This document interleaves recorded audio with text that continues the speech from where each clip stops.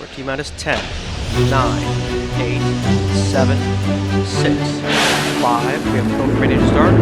2, 1, 0. Booster ignition and liftoff of shuttle Endeavour. What's up everybody, Amal Joseph here. Today we are talking about what is the purpose of having a countdown during a rocket launch.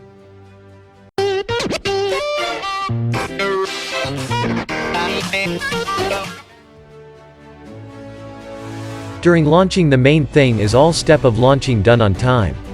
That's why all says rocket science is very tough. The procedures for each launch are written carefully. A single degree angle more inclination of rocket can damage the trajectory that it follows. A countdown is a sequence of backward counting to indicate the time remaining before an event is scheduled to occur.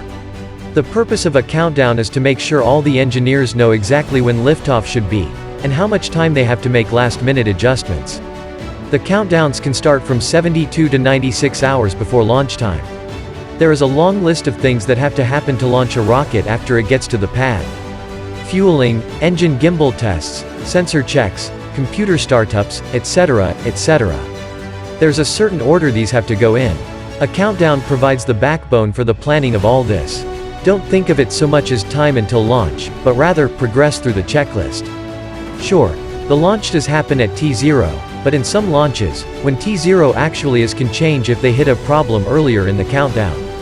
Proceeding with the countdown depends on several factors, such as the proper launch window, weather that permits a safe launch, and the rocket and payload working properly.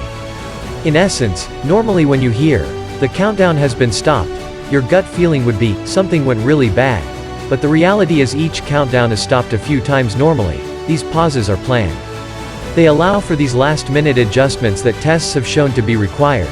They allow re-synchronizing the countdown in case some tasks took longer than expected, delaying others in consequence. They often overlap lengthy procedures like filling the fuel tanks, but some of them are pauses on their own.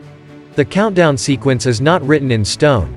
Sure, the launch must fit in the launch window and there's very little deviation allowed during the final seconds, but the countdown a couple hours before the launch is more of guidelines. This should be done about now, then, T16 hours 36 minutes and 58 seconds. Flight captain uses a spoon to break the shell of the hard-boiled egg of his breakfast, type of lists.